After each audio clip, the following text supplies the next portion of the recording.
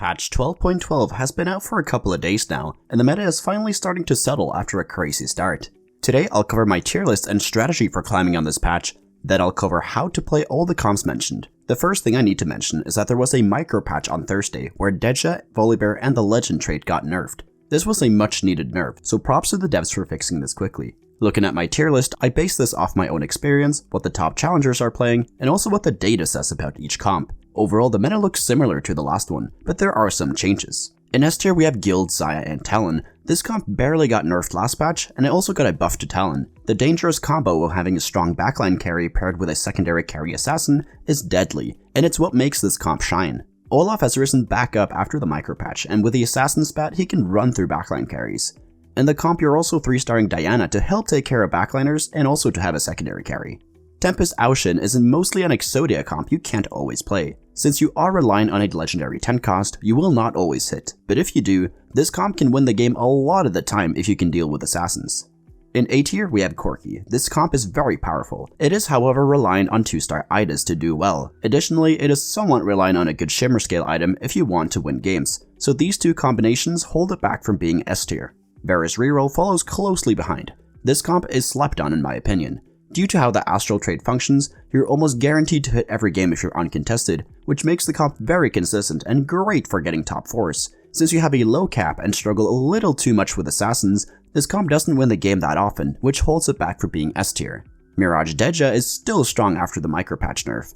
The asterisk is there, because how good it is depends on the Mirage synergy. This comp is only worth playing if you have Executioner, Duelist, or Spellsword as the synergies. Dragonmancer Reroll is played with either Swain, Volibear, or Lee Sin as the main carry. I'll talk more about this in the comp overview, but which one you go for depends on your items and augments. Overall, a bit of a hit or miss comp as you can win with 3 stars, but it is very hard to top 4 without the 3 stars. In B tier we have Guild Ryze. This comp is not very consistent as you will almost always bot 4 unless you hit 3-star Ryze. It also has bad matchups like Corki, Daeja, and Assassins. Anivia Jade, much like Guild Ryze, is too inconsistent to get any higher in the tier list. The gap between 2 and 3-star Anivia is huge, so if you hit, then it's great, and you can get top 4s or even win with it. But only 2-star Anivia is not good at all, and it's what holds this comp back. Bruiser Sy'Fen is strong, but it gets outscaled unless you are able to hit Pyke late game. Without Pyke, it's a comp you won't get much higher than a top 4 with. Sy'Fen's spell is also a little too inconsistent, which holds this back from being A tier. Karma Reroll is a comp that is very augment dependent. If you get good augments like Blue Battery or Axiom Arc,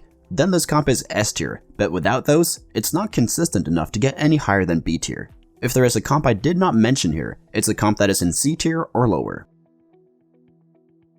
Now moving on to my strategy for climbing on this patch. If you look at the meta, there are 2 main paths you can take, reroll or play for a fast 8 to use forecast carries or dragon carries. This is very similar to the last patch.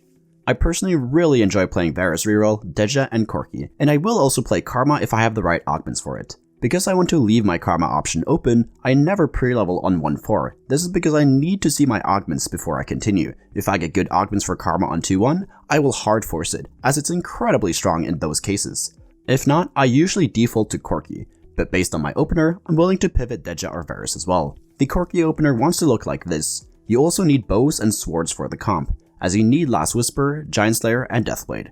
If I don't have many of those components, I pivot Daeja if I have more AP items, if not I will play towards Varus and Lost Streak in the early game. As you'll see later, all of those comps want at least 1 bow, therefore I always start bow on the first carousel. If I don't get that, I start rod, as it's good for Rageblade on both Daeja and Varus, and if I get a Karma game, then she also wants at least 1 rod. Overall, the meta is not too balanced right now. If you get an Assassin emblem, it's definitely worth it to chase the Assassin Olaf. That comp is really strong when you hit that. I personally don't enjoy that too much though, as you usually get contested by another player. There's usually also 1 or 2 other Guild Xayah players, therefore I don't lean too much into that comp either, but if that is an option, I definitely chase it as it is one of the stronger comps right now.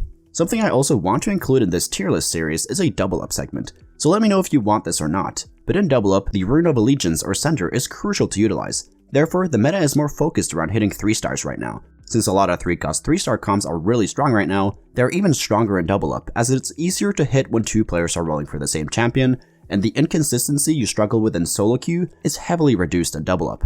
Therefore, always have 1 player default Olaf, and have the other player default towards Dragonmancers 3 costs. You can obviously play other comps like Xayah and Corki as well, but know that 3-cost 3 stars will dominate when you hit them fast. Next time I can go more in depth on my double up strategy for climbing if people are interested, and I might even make a separate tier list for it, so let me know in the comments if you want this or not. Now let's talk about all the comps mentioned. I'll make more in-depth guides on all of these at some point, and I've already made guides on some of them, so if you want to learn more about any of these comps, make sure to subscribe to the channel. First up is Guild Talon with Xayah. With this comp, we want to fast 8 as we are running 4 4-cost units. You will lean more into Xayah or Talon depending on your augments and items. Xayah wants Rageblade, QSS, and Giant Slayer. Giant Slayer on Xayah is important to get through the tanks, as Talon will be dealing with the backline carries. You can also drop QSS for another damage item like Deathblade or IE on Xayah. Talon wants IE to make sure his spell always crits, a healing item, and Frozen Heart. This might seem strange to some of you, but Frozen Heart on Talon is really good. Since he goes into stealth and always stays alive, the effect lasts for quite a long time, and it can slow down the enemy carry multiple times when he jumps back and forth between them. Next up is Olaf. With this comp, you want to slow roll at level 7 for 3-star Olaf and Diana. You also chase 3-star Shin if possible. If you do not get an assassin spat, this comp is not great, but it still works. In that case, lean more into Diana carry and use Olaf as the secondary carry. You want to try and lost streak early game with this to both stack up Olaf and to be first pick on carousels, as they sometimes have spatulas on them, and in those cases we definitely want to get that for the assassin spat. You want RFC and IE on Olaf to make sure he's always critting, and to have more attack speed on him. His biggest weakness is not having healing, so if you can pick healing augments, that's great. BT or Hodge can also replace RFC if you get attack speed augments like Best Friends or a lot of items like Zeke's Herald. Next up is Tempest Ao Shin. This is mostly a high roll comp that you can only play if you have been win streaking throughout most of the game, or if you get a bunch of econ augments that accelerated your gold count greatly. Since you want to ideally fast 9 with this, it's something you can only play in a couple of your games, but if you get there, you basically won the game. Items for Ao Shin are 1 mana item which is Sojin, a healing item which is BT, Gunblade, or Hodge, and a damage item which can be Archangels, Deathcap, or JG. As for augments, you want economy augments. Besides that, you want anything that gives you more tankiness. Next up is Corki. Ida's solo frontline works better than Bruiser frontline, although it seems a little unintuitive at first glance. The extra damage you get from 4 Revel doesn't make it worth it to run Kench, as he is not tanky late game. Items on Corki are Last Whisper and Giant Slayer, and then the third item is a healing or another damage item. Throw any tank items on Idas, but make sure to actually prioritize tank items for Idas, and the best augments are anything to do with Cannoneer or Revels, and also to get +1 Guardian is great for the shield on Idas.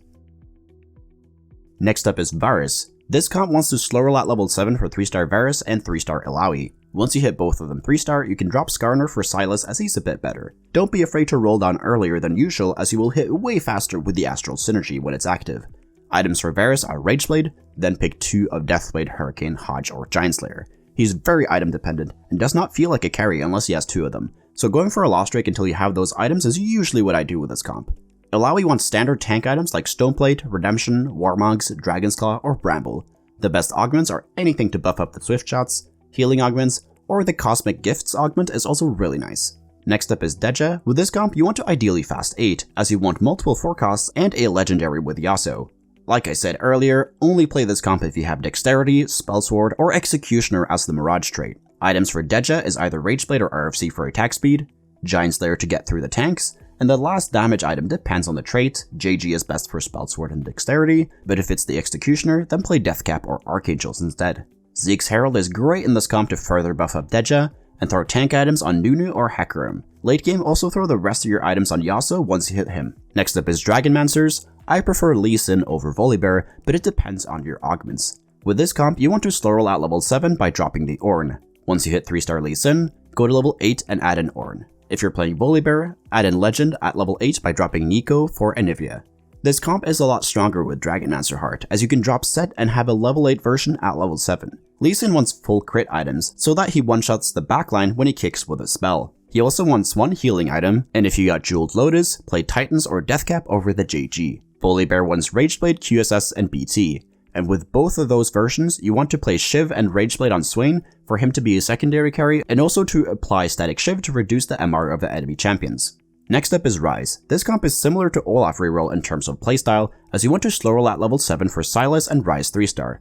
Although Ryze is definitely more important than Silas. Items for Ryze is 1 mana item, which wants to be Sojin, the second item wants to be a damage item with Archangels, Deathcap, or JG, the last item wants to be Gunblade to heal himself up from splash damage, and to heal up Silas. As for augments, anything to do with guild or mages is great, and Joe Lotus is insane in AP comps. Also, healing augments are great, so you can drop Gunblade for another damage item or mana item in that case.